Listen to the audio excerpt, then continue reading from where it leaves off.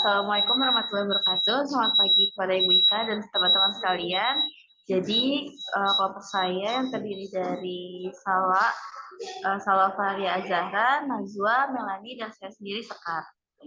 Kami akan mempresentasikan tentang inovasi pembelajaran sekolah dasar, yaitu literasi, aku paham, dan aku bagikan atau apaikan.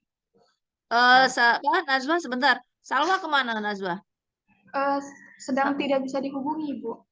Oh. Sedang. Tapi dia ini ya, dia mengerjakan tugas ini kan? Mengerjakan aktif makalah ya? dan PPT-nya juga, Ibu. Oh ya udah, oke. Baik, silakan. Baik, saya lanjutkan. Boleh di next slide. Nah, ini adalah referensi kelompok kami, yaitu kami mendapatkan jurnal berjudul Inovasi Pembelajaran Literasi Program Kampus Mengajar Angkatan 2 di SD Negeri 15 Pemecutan. Nah, dari referensi kita ini dengan program Kampus Mengajar, mahasiswa kan diberikan kesempatan untuk turut serta dalam mengajar dan memperdalam ilmu dengan menjadi mitra guru untuk berinovasi dalam pembelajaran literasi. Nah, program dari jurnal yang kami dapatkan ini, tim kampus mengajar Angkatan 2 di SD Negeri 15 Pemecutan mengembangkan pojok literasi. Nah, satu hari itu mendongeng, lalu bersama di setiap minggunya dan melaksanakan program aplikasi aksi atau asesmen kompetensi siswa Indonesia. Nah, pada peserta didik kelas 6. Dan juga dari pojok literasi ini dapat diharapkan untuk meningkatkan minat baca para siswa pada sekolah dasar, dan juga dengan mendongeng ini dapat memberi manfaat bagi perkembangan imajinasi anak, meningkatkan keterampilan berbahasa, lalu meningkatkan minat baca anak, lalu membangun kecerdasan emosional dan membentuk anak yang mampu berempati. Nah, kesamaan dari inovasi yang akan kami sampaikan ini adalah kami ingin meningkatkan literasi pada siswa sekolah dasar dengan membuat program Aku Paham dan Aku Bagikan atau Apaikan. Nah, inovasi pembelajaran Apaikan ini berdasarkan keresahan kami selama ini di dunia pendidikan, yaitu mengenai kemampuan literasi siswa sekolah dasar. Dan inovasi pembelajaran ini bertujuan untuk memberikan pengalaman literasi kepada siswa yang tidak hanya untuk dirinya sendiri, namun juga melatih siswa agar dapat menyampaikan hasil literasi atau pengetahuan inovasi. Dan selanjutnya, mengenai Aku Paham dan Aku Bagikan ini akan dijelaskan oleh rekan saya, Najwa. Baik, kita boleh ke slide selanjutnya. Baik, sekarang masuk kepada inovasi yang akan kami rancang, yang telah kami rancang dan ingin kami lakukan, yaitu saya ulang, judulnya adalah Aku Paham dan Aku Bagikan sebagai inovasi pembelajaran model konseptual dan realistik kami.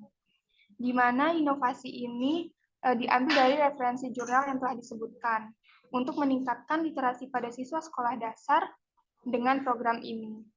Inovasi kami bertujuan untuk meningkatkan kemampuan literasi dengan berbagi kepada salah satu teman terhadap apa yang sudah dipahami oleh masing-masing siswa sebelumnya. Lalu ketika siswa berbagi bacaan tersebut, siswa dan temannya diharapkan dapat memahami apa yang disampaikan dan dapat menyampaikan kesimpulannya kepada teman maupun gurunya. Adapun karakteristik dari inovasi Aku Paham dan Aku Bagikan ini tidak menyimpang dari karakteristik inovasi seharusnya, di mana Aku Paham dan Aku Bagikan yang akan disingkat sebagai Aku Ikan ini juga memiliki karakteristik yang sesuai dengan karakteristik pada dasarnya. Terdapat 4 karakteristik dari Aku Ikan. Yang pertama ada triality, lalu observability, relative advantage, dan compatibility. Di mana triability itu akan menjadi sebuah inovasi yang dapat diuji cobakan sehingga inovasi ini dapat diadopsi sesegera mungkin. Lalu ini PowerPoint-nya nggak berubah, nggak trialability? Iya Ibu, tidak dimasukkan Bu. Oh, tidak dimasukkan. Tidak Berarti Ibu lihat dimasukkan. makalahnya ya. Iya Ibu, ada di makalahnya. Baik, akan saya lanjutkan. Lalu karakteristik kedua, observability, inovasi ini di dalamnya memiliki proses dan perbandingan yang dapat diamati dari sebelum inovasi diterapkan dan setelah diterapkan. Proses dan perbandingannya ini dapat diamati terhadap inovasi-inovasi terdahulu. Lalu karakteristik ketiga, relative advantage, yaitu keunggulannya adalah telah dipersiapkan dan eksis ketika diterapkan. Hal ini berdasarkan manfaat yang dihasilkan dan belum ditemukannya penerapan pembelajaran ini di sekolah dasar atau belum familiarnya inovasi ini. Lalu karakteristik yang terakhir ada compatibility, di mana akuikan ini punya kandungan konsistensi dengan nilai yang ada pada jenjang sekolah dasar dan masyarakat, hingga inovasi pembelajaran ini dapat mudah diadopsi oleh masyarakat dan siswa. Lalu slide berikutnya. Nah, di sini ada alur pembelajaran dari inovasi APAIKAN yang telah kami rancang. Terdapat 9 alur, di mana alur pertama ini menemukan permasalahan. Siswa diharapkan dapat membawa peralatan yang mengandung bacaan singkat. Barang yang dibawa dapat kemasan yang mengandung bacaan singkat, penjelasan penggunaan, saran pemakaian, atau panduan pemakaian. Contohnya adalah makanan instan, pasta gigi, kemasan obat, cerita pendek yang ditulis orang tua, dan sebagainya.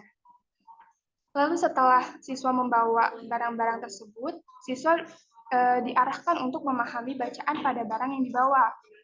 Siswa membacanya di rumah dan diberi waktu kembali untuk memahaminya 5-10 menit di kelas oleh guru dan teman-temannya. Kemudian siswa membacakan kepada satu orang temannya. Siswa dibuat per kelompok dengan masing-masing kelompok 2 orang. Apabila ganjil, 1 orang akan bermain dengan guru, dan setiap orang diberi waktu 5-10 menit untuk membacakan hasil bacaannya kepada lawan bicaranya. Lalu tahapan yang keempat, siswa lain memahami bacaan yang dibacakan oleh temannya.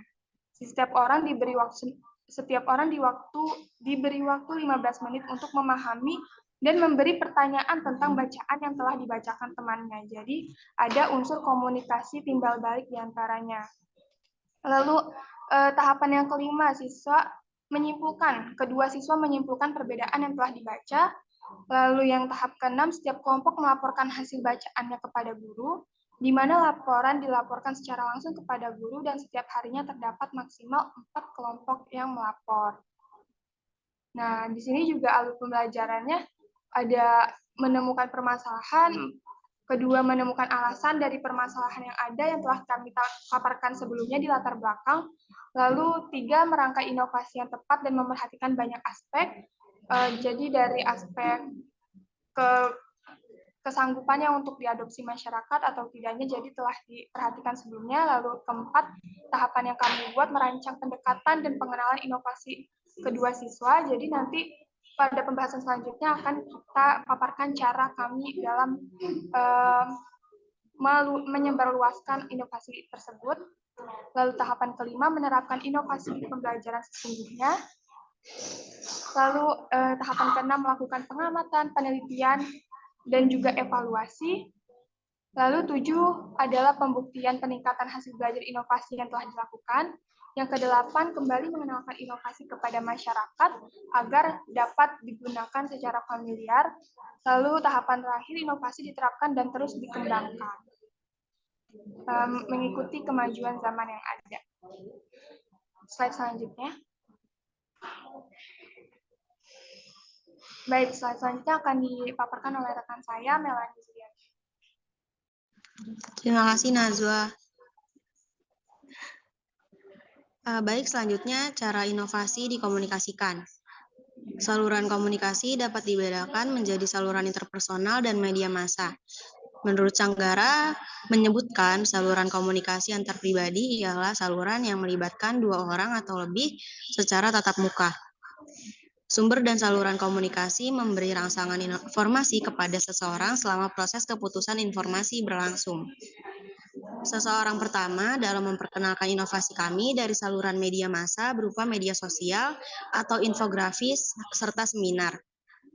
Pada tahap persuasi, kami membentuk persepsi massa terhadap inovasi dari saluran yang lebih dekat dan antar pribadi hingga ke tahap massa yang lebih banyak.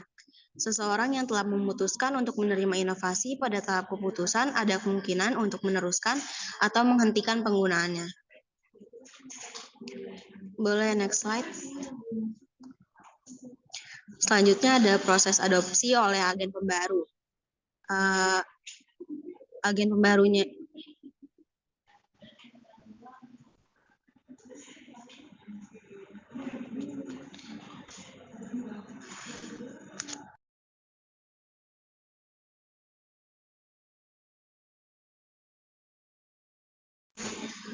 yang pertama, siswa membawa peralatan yang mengandung bacaan singkat.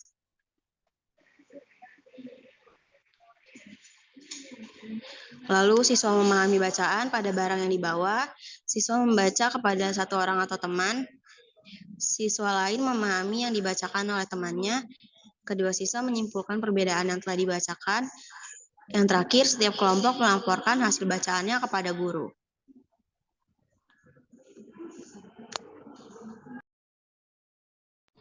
Boleh next slide.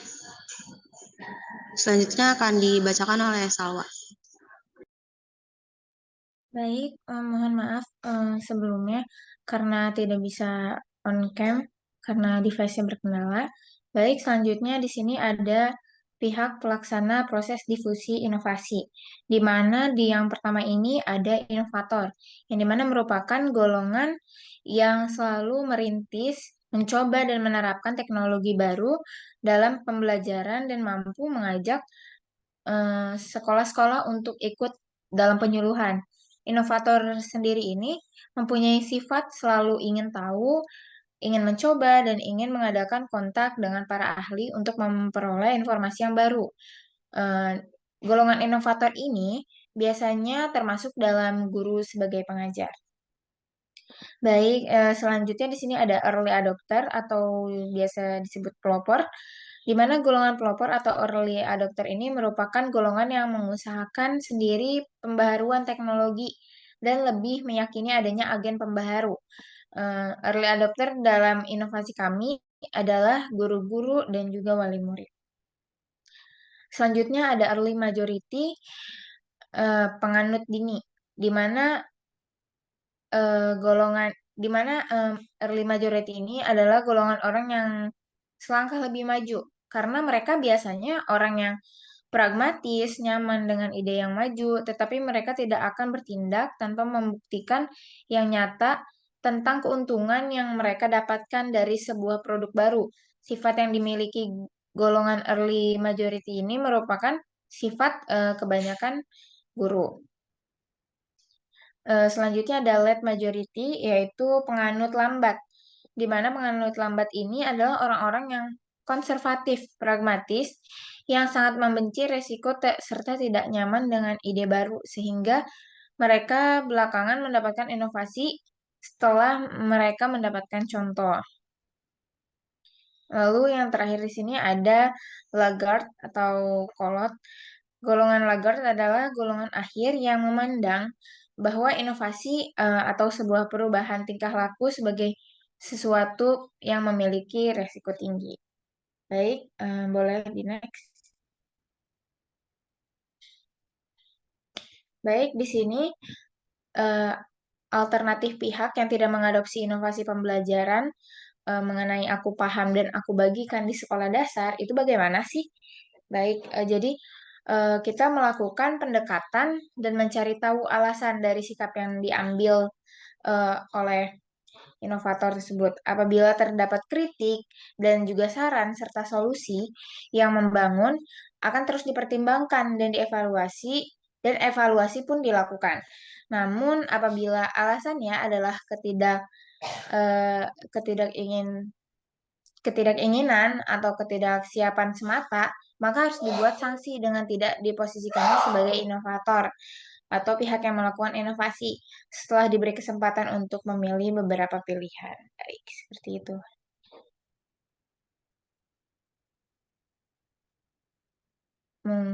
Mungkin sekian presentasi dari kelompok kami. Kurang lebihnya mohon maaf. Wassalamualaikum warahmatullahi wabarakatuh.